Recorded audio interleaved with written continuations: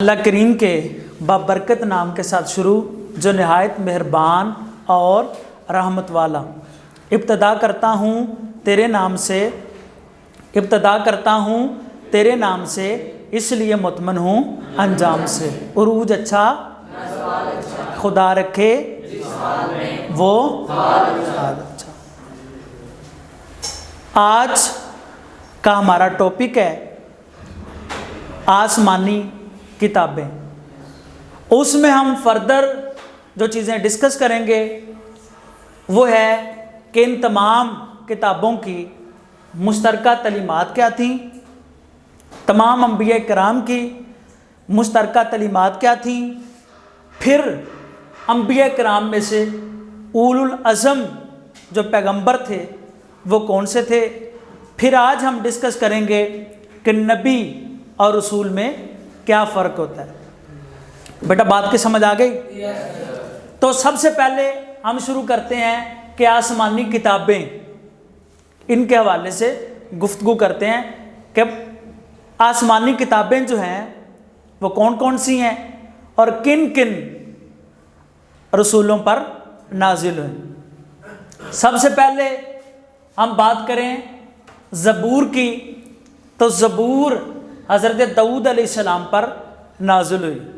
یہاں پر ایک علمی بات سن لیں اور تحقیقی بات سن لیں کہ بکس میں زیادہ تر جو ترتیب لکھی ہوئی ہے وہ پہلے توریت لکھی ہوئی ہے پھر زبور لکھی ہوئی ہے۔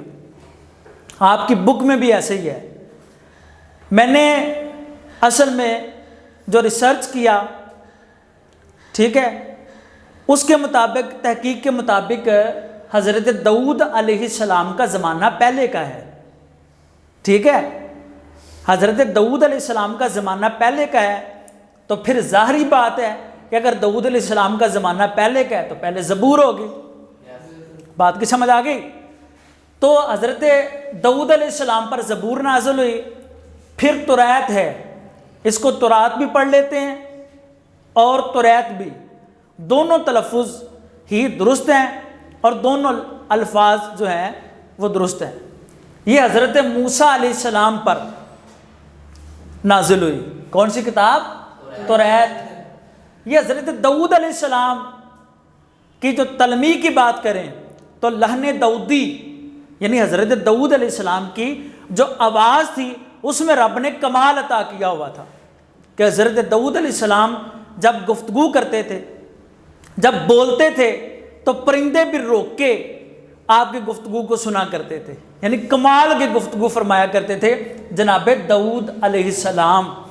اس حوالے سے تو کہہ دیتے ہیں لحن داؤدی۔ توریت حضرت موسیٰ علیہ السلام، ان کو کلیم اللہ بھی کہا جاتا ہے۔ قرآن پاک میں سب سے زیادہ جس نبی کا نام آیا ہے وہ حضرت موسیٰ علیہ السلام ہے۔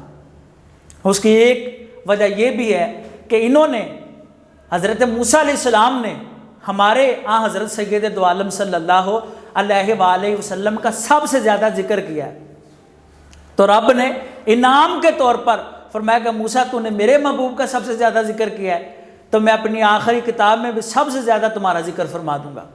بات کی سمجھ آ گئی؟ تیسرے نمبر پہ ہے انجیل، حضرت عیسیٰ علیہ السلام، ان کو روح اللہ بھی کہا جاتا ہے۔ کیا کہا جاتا ہے؟ روح اللہ، کیونکہ یہ بغیر باپ کے اللہ کریم نے ان کو پیدا فرمائے۔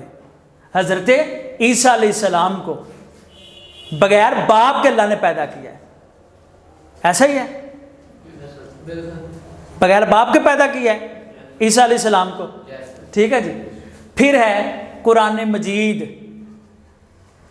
دنیا میں اس وقت سب سے زیادہ پڑھی جانے والی کتاب، ٹھیک ہے۔ قرآن کا مطلب ہی یہ ہے کہ سب سے زیادہ پڑھی جانے والی کتاب جو بار بار پڑھی جائے اس کو قرآن کہا جاتا ہے۔ تو نام ادب کے ساتھ لینا ہے، قرآن مجید، فرقان حمید۔ کئی بندے کہتے ہیں قرآن چاہ آگے، یہ درست نہیں، ادب کے ساتھ، پروٹوکول کے ساتھ نام لینا چاہیے۔ انبیاء کرام کا ہو، اولیاء کرام کا ہو، یا قرآن پاک کا ہو، قرآن مجید کا ہو، ادب کے ساتھ نام لینا ہے۔ یہ سب سے پہلا کرینہ ہے یہ سب سے پہلی بات ہے، یہ سب سے پہلا درس ہے کہ ادب کو ملحوظ نظر رکھنا ہے۔ ادب کے بغیر کچھ بھی نہیں، سارا علم بیکار ہے ادب کے بغیر۔ بات کی سمجھ آ گئی میرا بیٹا؟ تو 4 آسمانی کتابوں کے نام اور پھر جن پر نازل ہوئی ان کے پیارے نام بھی ہم نے درج کر دیے اور آپ کے سامنے رکھ دیے۔ اب میرا بیٹا یہ کتابیں، ان سب کی مشترکہ تعلیمات جو سب میں مشترک تھی، قرآن مجید میں، انجیل مقدس میں، تورات میں، زبور میں، سب میں جو مشترک تعلیمات یعنی ایک جیسی معلومات ہیں، ان کے حوالے سے ہم ذکر کرتے ہیں۔ تو توحید باری تعالیٰ ساری کتابوں میں، سارے نبی، پہلے نبی سے لے کے آخری نبی تک سب کی جو مشترک تعلیم تھی وہ توحید تھی۔ توحید باری تعالیٰ، خدا کی توحید کے حوالے سے ان کی گفتگو مشترک تھی۔ پھر اللہ تعالیٰ کی عبادت کہ کوئی اور عبادت کے قابل نہیں، کوئی اور عبادت کے لائق نہیں اللہ تعالیٰ کے علاوہ، اللہ تعالیٰ کے سوا۔ یہاں تک بیٹا سمجھ آ گئی؟ پھر رسالت پر ایمان لانا، یہ بھی مشترک تعلیم ہے۔ پھر یوم آخرت پر ایمان لانا کہ دار عمل اب ہے، پھر دار جزا ہوگا، جہاں فیصلہ کرنے کو خود آپ خدا ہوگا۔ دے چھوڑ ارے ناداں فرقہ پرستی کو، حق بات کا حامی بن تیرا ہی بلا ہوگا۔ تو اب یوم آخرت، جس کے سامنے آخرت ہوتی ہے وہ برائیوں سے بچ جاتا ہے۔ آپ کو پتہ اگر ہو کہ آپ کو حساب دینا پڑے گا تو آپ سوچ سمجھ کے خرچ کرتے ہو نا۔ آپ کو گھر والوں نے پیسے دے کے بازار بھیجا ہو، آپ کو پتہ ہے واپس جا کے حساب دینا ہے، تو وہ پیسوں کو آپ سوچ سمجھ کے خرچ کرو گے نا۔ تو اللہ تعالیٰ نے عمر بھی آپ کو جو دے کے بھیجی ہے نا، وقت دے کے بھیجا ہے، اس کا بھی حساب ہونا ہے۔ سوچ سمجھ کے خرچ کیجیے، پتہ بھی نہیں لگتا، آنکھ جھپکنے میں یہ وقت ختم ہو جائے گا، پھر پچھتاوے کے علاوہ کچھ بھی نہیں رہے گا۔ تو پھر اعمال کی جزا، یہاں پہ کئی میں نے لیکچرز دیکھے اور کئی بکس میں نے دیکھی، ان پہ لکھا ہوتا ہے کہ اعمال کی جزا و سزا۔ بات کی سمجھ آ گئی؟ جزا و سزا، سزا، جزا کا معنی بدلہ ہوتا ہے، بدلہ اچھا بھی ہو سکتا ہے، اچھے کا اچھا بدلہ، برے کا برا بدلہ، تو جزا میں ہی سزا کا معنی ہوتا ہے۔ ہاں بات کی سمجھ آ گئی؟ کہ کہتے ہیں اللہ تجھے جزا دے، ایسا نہیں، ایسے کہنا چاہیے اللہ تجھے جزائے خیر دے اگر اس نے آپ کے ساتھ بھلائی کی ہے، احسان کیا ہے۔ تو جزا میں سزا کا بھی معنی ہے، یعنی جزا کا معنی ہی بدلہ ہوتا ہے۔ کوئی بات سمجھ میں آ رہی ہے؟ پلے پڑ رہی ہے کوئی بات؟ تاکہ لیکچر کو منفرد ہو، منفرد باتیں سننے کے لیے ملیں تو پھر فائدہ ہے نا، ورنہ رسمی لیکچر تو ہوتے رہتے ہیں، روزانہ بیسس پہ چلتے رہتے ہیں۔ تو ہم چاہ رہے ہیں کہ منفرد چیزیں آپ کو سننے کے لیے ملیں، تربیت بھی اس میں ہو، علم بھی اس میں ہو، حلم بھی اس میں ہو، حیا بھی اس میں ہو، تقوی بھی اس میں ہو۔ آپ کی جو آج کل تربیت کا فقدان ہے، تو تربیت کرنا بھی مقصود ہے، اور علم سے پیدل ہیں لوگ، عقل سے پیدل ہیں۔ آج کل جو نظام چل رہا ہے وہ بس فضول سی باتوں پہ لوگ لڑائیاں جھگڑے کر رہے ہوتے ہیں، اصل حقیقت اور علم سے کوسوں دور ہوتے ہیں لوگ۔ تو یہ آسمانی کتابیں اور مشترک جو تعلیمات ہیں ان پر ہم نے گفتگو کی۔ اب درجوں کی بات کی جائے تو سارے نبی جو خدا کے ہیں وہ سارے کے سارے شان والے ہیں، عزت والے ہیں، سارے انسان خدا کا کنبہ ہیں، لیکن سارے انسانوں کا رتبہ جہاں پہ ختم ہوتا ہے وہاں پہ مسلمان کا مقام شروع ہوتا ہے، اور جہاں پہ مسلمان کے مقام کی انتہا ہو وہاں سے مومن کے مقام کی ابتدا ہوتی ہے، اور جہاں پہ مومن کے مقام کی انتہا ہو وہاں سے جو ہے وہ شہید کے مقام کی ابتدا ہوتی ہے، اور جہاں پہ شہید کے مقام کی انتہا ہوتی ہے وہاں سے صدیق کے مقام کی ابتدا ہوتی ہے، اور جہاں پہ صدیق کے مقام کی انتہا وہاں سے نبی کے مقام کی ابتدا، اور جہاں پہ نبی کے مقام کی انتہا وہاں سے رسول کے مقام کی ابتدا، اور جہاں پہ رسول کے مقام کی انتہا وہاں سے اولو العزم کے مقام کی ابتدا ہوتی ہے۔ اور ہمارے نبی مکرم سرکار کے مقام کی ابتدا اور انتہا کو جو ہے وہ سوائے خدا کے کوئی بھی نہیں جانتا۔ بات کی سمجھ آ گئی؟ شان دینے والا جانے یا شان پہ فائز ہونے والا جانے. بات کی سمجھ آ گئی؟ اب 2-3 باتیں جو ڈسکس کرنے والی ہیں، جو آپ کے ساتھ شیئر کرنے والی ہیں، وہ یہ ہیں کہ سب سے پہلے تو یہ سن لیں کہ نبی اور رسول میں کیا فرق ہوتا ہے. کہ نبی اور رسول میں کیا فرق ہوتا ہے. زیادہ تر لوگ سمجھتے ہیں کہ نبی اور رسول ایک ہی بات ہے. تو پہلا بات جو پہلی نوٹ کرنے والی ہے وہ یہ ہے کہ ہر رسول نبی ہوتا ہے. ہر رسول نبی ہوتا ہے لیکن ہر نبی رسول نہیں ہوتا. ہر رسول نبی ہوتا ہے لیکن ہر نبی رسول نہیں ہوتا. تو رسول کا مقام نبی کے مقام سے زیادہ ہوتا ہے، بڑا ہوتا ہے. یہاں تک سمجھ آ گئی؟ اب میجر فرق کیا ہوتا ہے؟ جو نبی ہوتا ہے نا، اس کی ڈیفینیشن یہ ہے کہ وہ خدا کے احکام کی بس تبلیغ کرتا ہے. خدا کے احکام کی تبلیغ کرتا ہے. لیکن جو رسول ہوتا ہے وہ صاحب شریعت ہوتا ہے. اس پر کوئی صحیفہ نازل ہوا ہوگا، اس پر کوئی کتاب نازل ہوئی ہوگی، اسپیسیفک شریعت وہ لے کے آیا ہوتا ہے. بات کی سمجھ آ گئی؟ یعنی رسول صاحب شریعت ہوتا ہے اور نبی صاحب شریعت نہیں ہوتا، بلکہ رسول کی لائی ہوئی شریعت کی آگے تبلیغ کرتا ہے. یہاں تک میرا بیٹا کلیئر ہو گیا کہ نبی اور رسول میں کیا فرق ہوتا ہے؟ تو یہ ہم نے بتا دیا. پھر اولو العزم جو پیغمبر ہیں، یہ اب ذہن میں رکھیے گا. اولو العزم سے گویا سادہ آپ کو سمجھا دوں، آپ کے لیول کا آپ کو سادہ سمجھا دوں کہ جن پر اللہ کریم کی زیادہ آزمائشیں آئی ہیں اور ان کا مقام بھی سب سے پھر زیادہ ہوگا. جتنی آزمائش ہوگی اتنا مقام زیادہ ہوگا. یہ تو بات سمجھ میں آیا نا؟ جتنا بڑا امتحان ہوگا اتنا بڑا رتبہ بھی ہوگا. تو اولو العزم یعنی زیادہ، جن پر مقام بھی جن کا زیادہ اور جن پر زیادہ جو ہے وہ سختیاں بھی نازل، آزمائشیں بھی جن پر زیادہ آئیں. تو ان سب میں سے پہلے نمبر پہ تو یہ سن لیں کہ رسول کائنات پر سب سے زیادہ آزمائشیں آئی ہیں. ہمارے نبی مکرم صلی اللہ علیہ وآلہ وسلم پر سب سے زیادہ آزمائشیں آئی ہیں.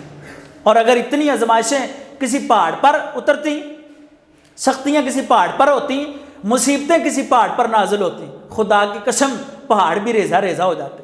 اتنی زیادہ. اور مقام بھی پھر دیکھ لیں کہ کتنا محبوبیت کا مقام ہے کہ خدا کے قرب میں سب سے زیادہ نبی پاک صلی اللہ علیہ وآلہ وسلم ہے. خدا کے قرب میں نبی پاک سرکار سے بڑھ کے کوئی اور نہیں ہے. کیوں؟ کیونکہ مقام جتنا بڑا ہوتا ہے مصیبتیں بھی اتنی ہی زیادہ آتی ہیں. لہٰذا پریشان نہیں ہونا چاہیے. اگر آپ پر مصیبتیں آ رہی ہیں تو خدا آپ کو مقام بھی آپ کا بلند کر رہا ہوتا ہے. تو نبی مکرم صلی اللہ علیہ وآلہ وسلم 5 ان میں سے پھر اولو العزم ہے. رسول کتنے ہیں؟ پہلے نمبر پہ یہ سن لیں کہ 1,24,000 کم و بیش آپ نے ساتھ لفظ بولنا ہے. تھوڑے سے کم بھی ہو سکتے ہیں، زیادہ بھی ہو سکتے ہیں، کم و بیش، ایگزیکٹ نہیں. 1,24,000 انبیاء کرام ہیں. پھر ان میں سے جو رسول ہیں وہ 313 ہیں. کتنے ہیں؟ کم و بیش 313 رسول ہیں. ہم نے پہلے بتا دیا کہ ہر رسول نبی بھی ہوتا ہے لیکن ہر نبی رسول نہیں ہوتا. تو پھر ان میں رسولوں میں کتنے رسول ہیں؟ 313. ان 313 رسولوں میں 5 اولو العزم ہیں. کتنے اولو العزم ہیں؟ 5. پہلے نبی کریم صلی اللہ علیہ وآلہ وسلم، پھر حضرت ابراہیم خلیل اللہ. واہ، کتنی زیادہ تنگیاں اور مصیبتیں حضرت خلیل اللہ نے جھیلیں، پتہ ہے نا، واقعہ اشارے پڑھے ہیں. پھر حضرت موسیٰ علیہ السلام، پھر حضرت عیسیٰ علیہ السلام، پھر 5ویں نمبر پہ حضرت نوح علیہ السلام. آدم ثانی بھی آپ کا لقب ہے. اور نوح نام نہیں ہے، نوح لقب ہے. نوح علیہ السلام یہ نوح لقب ہے. نوح کا مطلب ہوتا ہے رونا.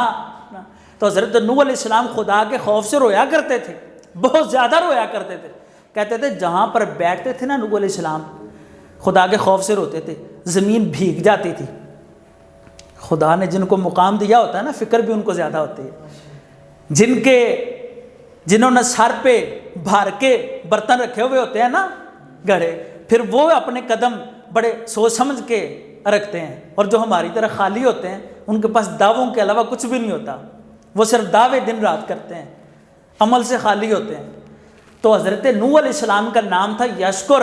क्या नाम था? यशकुर। ठीक है, यानी खुदा का शुक्र अदा करने वाले।